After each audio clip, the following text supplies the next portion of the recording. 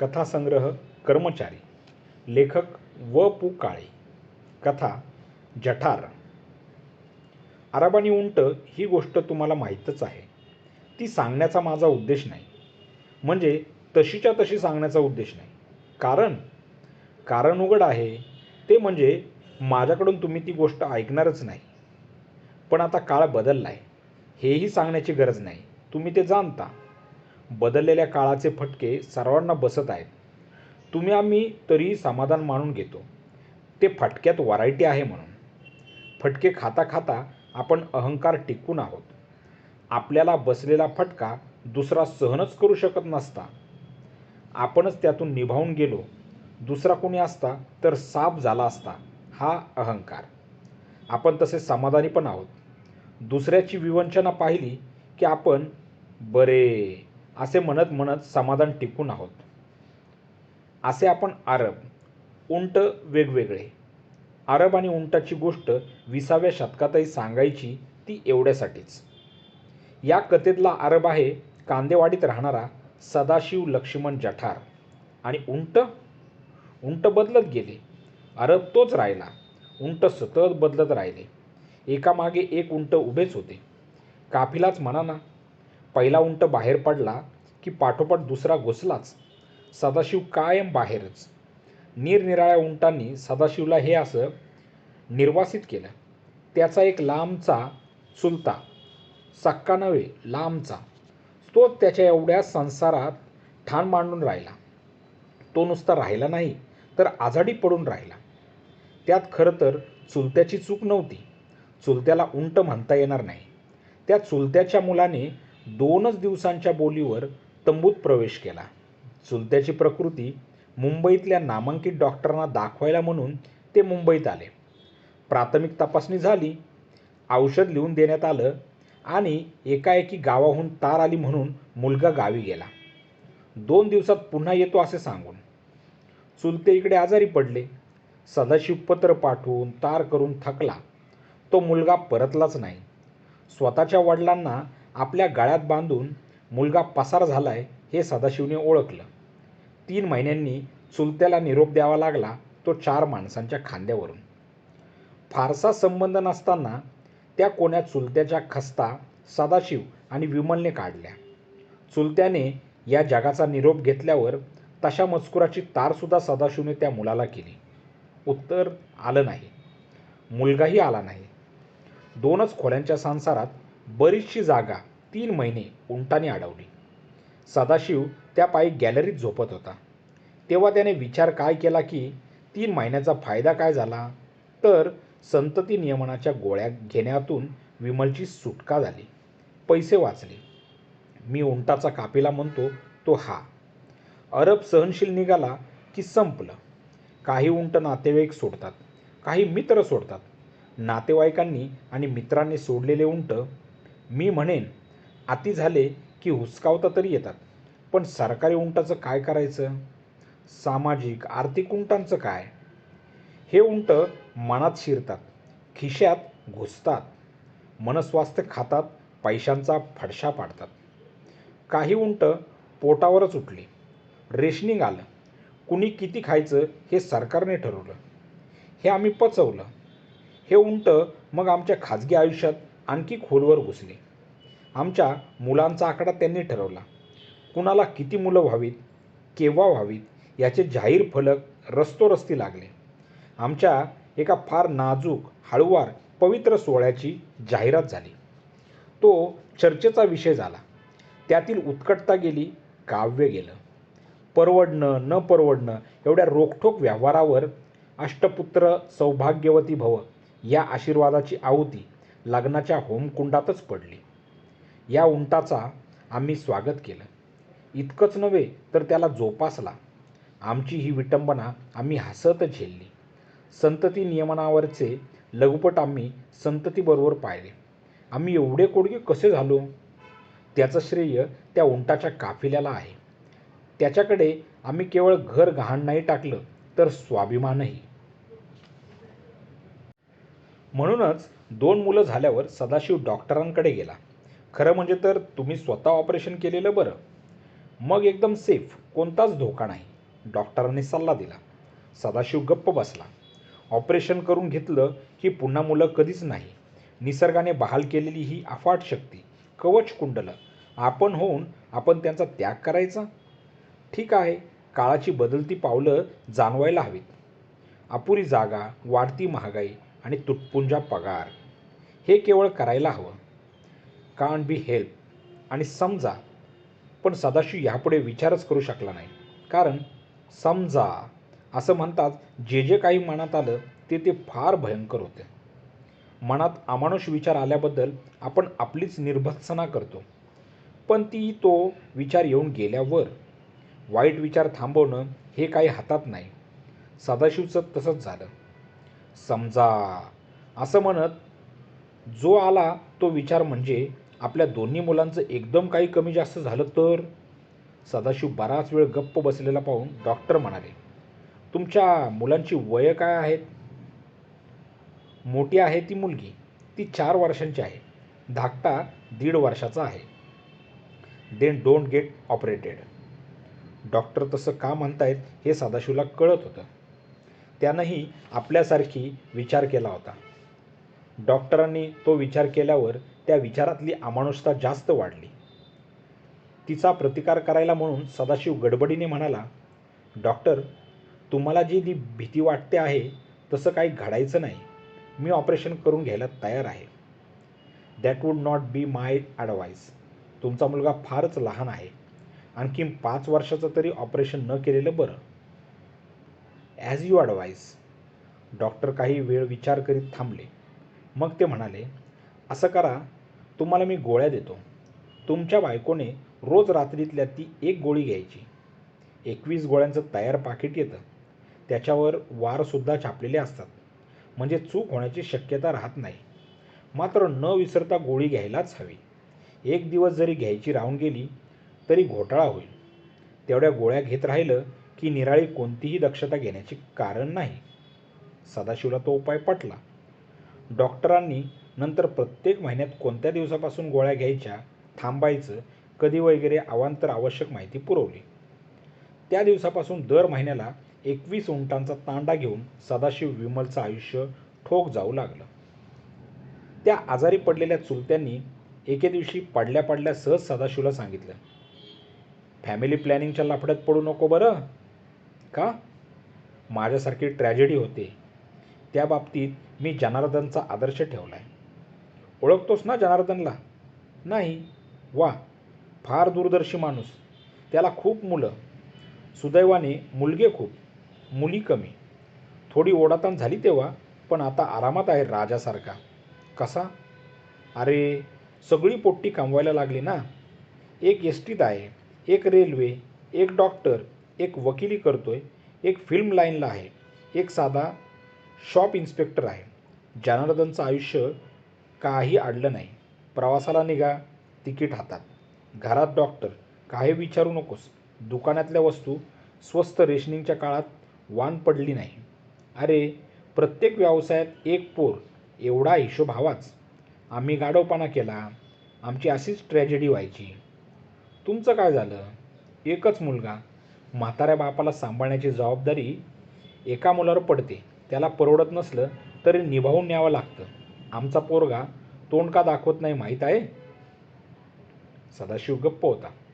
तो बापाला भ्यायलेला नाही, दारिद्र्याला भ्यायला. त्यानंतर चुलता रडायला लागला. मध्ये काही दिवस गेले. असाच विषय निघाला.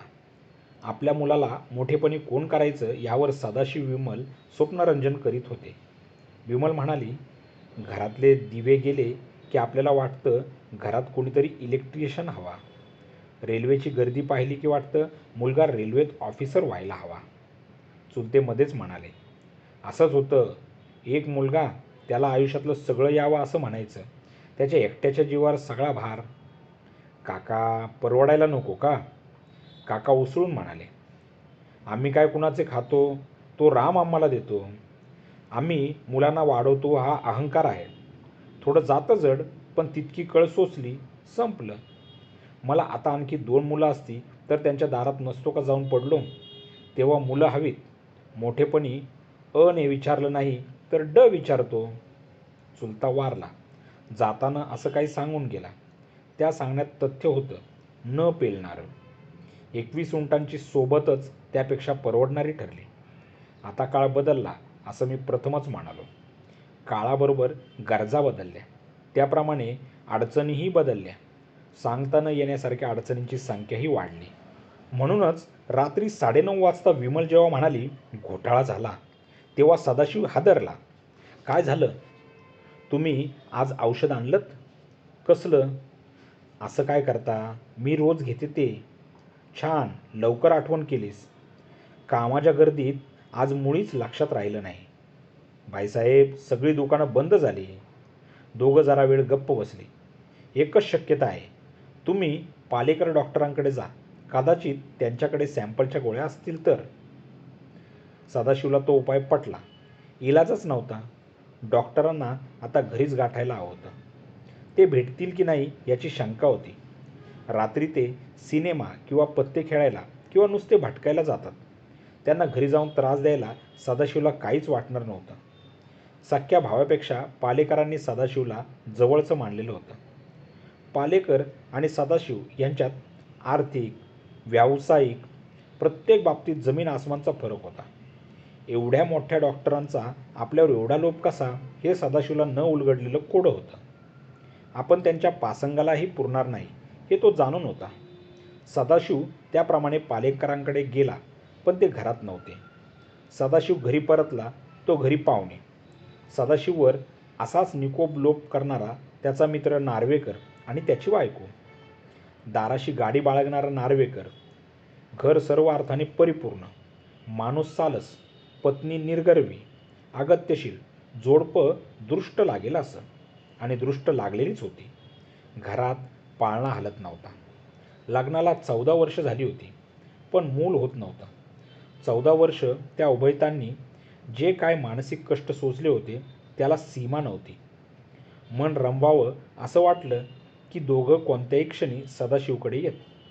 सदाशिवच्या मुलावर प्रेम वर्षाव करून आपली वात्सल्याची भूक ती पुरी करून घेत.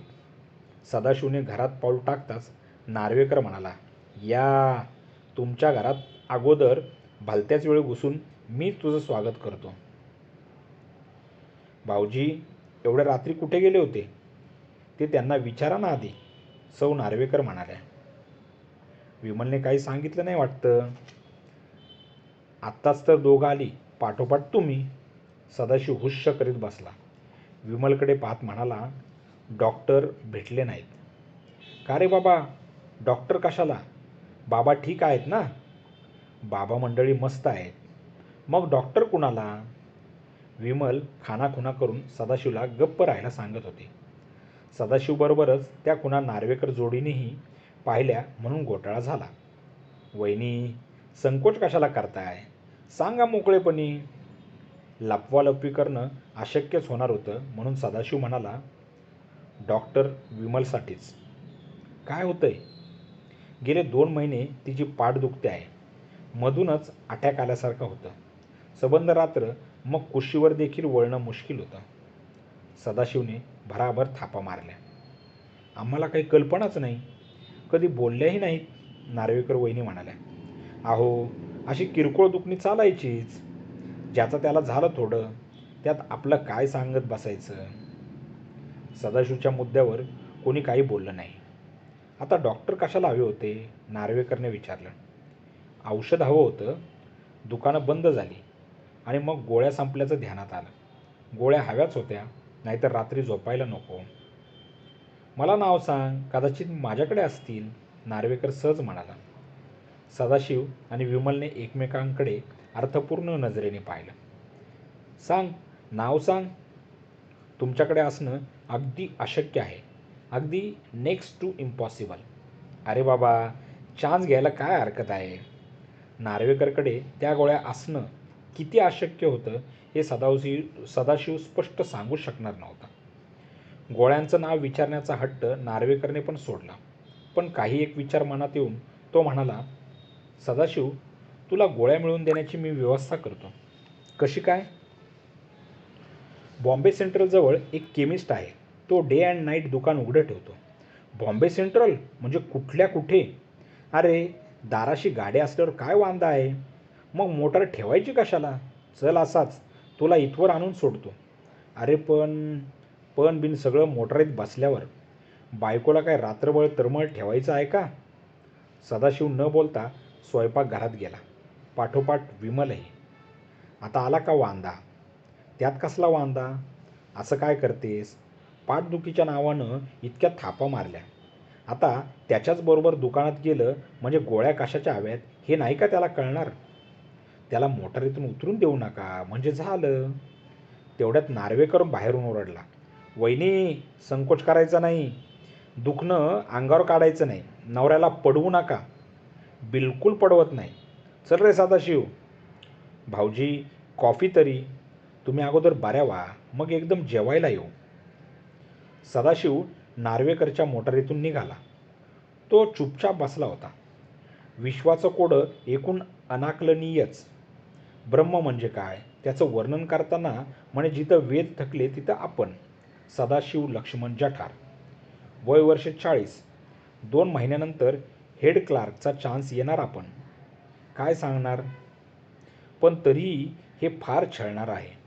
आपल्याला मूल नको म्हणून औषध आणावं लागतंय. नार्वेकर मूल होण्यासाठी उपचार करून घेत असेल. इतकं सगळं छान आहे. दोघेजण प्रकृतीने ठणठणीत आहेत. अत्यंत परोपकारी आहेत. असं काय घडलेलं असावं की ज्यापायी त्यांना मूल न व्हावं? मूल होण्यासाठी गेली अनेक वर्ष जो नुसता तडफडतो आहे त्याच्याच मोटारीतून आपण आता मूल न होण्याची औषधं आणायला चाललो आहोत. अरे बाबा, एवढी चिंता नको करू. वहिनींचं पाठीचं दुखणं नक्की बरं होईल. नार्वेकरच्या बोलण्याने सदाशिव भानावर आला, पण काही बोलला नाही. आपण त्या देव माणसाला फसवत आहोत हे योग्य नाही, पण इलाज नाही. दुकानासमोर मोटार उभी राहताच सदाशिव म्हणाला, तू कशाला खाली उतरतोस? मी 2 मिनिटात येतो. सदाशिव दुकानाजवळ गेला. दुकानाची अर्धी फळी उघडी होती. आत ट्यूब जळत होती. कोपऱ्यात एक टेबल होता. त्याच्या पुढच्या खुर्चीवर एक म्हातारा बसला होता. डोक्याला संपूर्ण टक्कल, नाकाच्या शेंड्यावर घसरलेला जाड काचांचा चष्मा, नजर त्रासिक, धोतर आणि वर मुंडीछाट मलमलचा शर्ट. समोरच्या पुस्तकात खाडाखोड करण्याचं त्याचं काम चाललं होतं. आहो. सदाशिवने पायरीवरून हाक मारली. दुकानात प्रवेश करणं शक्यच नव्हतं. तो गृहस्थ दारापाशी आला. सदाशिवने औषधाचं नाव सांगितलं.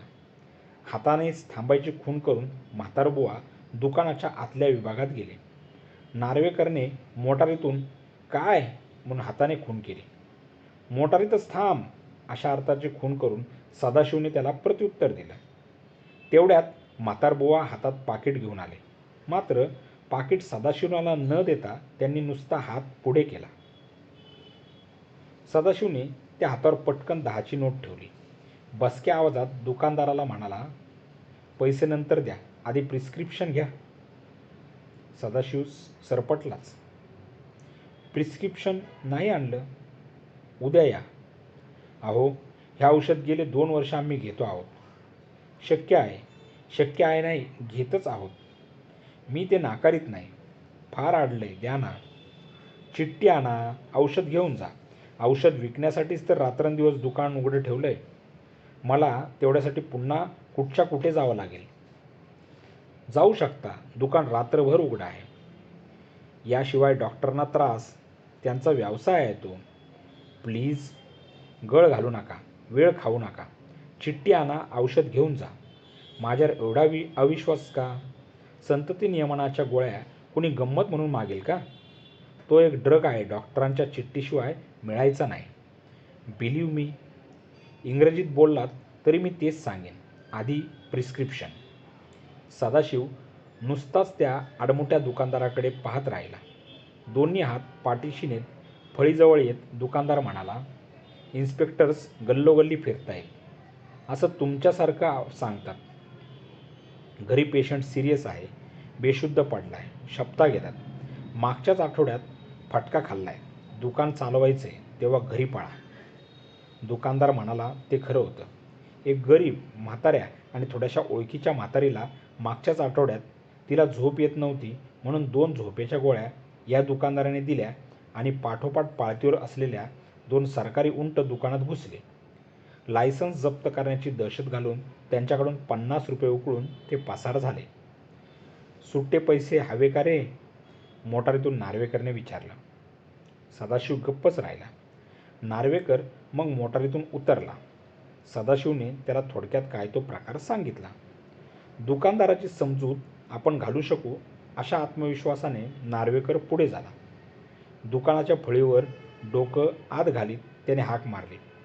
अहो बाबा, जरा ऑब्लिज करा, औषध द्या. मागच्या आठवड्यात दंड भरलाय मी. अहो, पण आम्ही इन्स्पेक्टर नाही आहोत. माझं हे लायसन्स पहा, ड्रायव्हिंगचं आयडेंटिटी कार्ड पहा. सगळेच असं म्हणतात. नार्वेकर पण मग कळवळून म्हणाला, अहो, ती बाई पाठीच्या दुखण्याने तळमळत आहे हो. ह्या गोळ्या मिळायलाच हव्यात. नार्वेकर म्हणाला मात्र. टेबल सोडून दुकानदार नार्वेकरच्या जवळ आला. नार्वेकर मागे सरकला. आता फटीतून दुकानदाराने डोकर बाहेर काढलं. मला गंडवता काय? काय झालं? पुढची कल्पना येऊन सदाशिव नार्वेकरला म्हणाला, चल चल, आपण जाऊया. मी आता तसा येणार नाही. आपण काय गंडवलं ते यांनी सांगितलं पाहिजे. दुकानदार खळवळून म्हणाला. संतती नियमनावरच्या गोळ्या तुम्ही पाठदुखीवर वापरता काय? रात्रीचे टोप्या घालत हिंडतात. अरे, पाहिल्याबरोबर ओळखलं मी. तुम्ही इन्स्पेक्टर लोक आहात. पळा, काम करू द्या मला.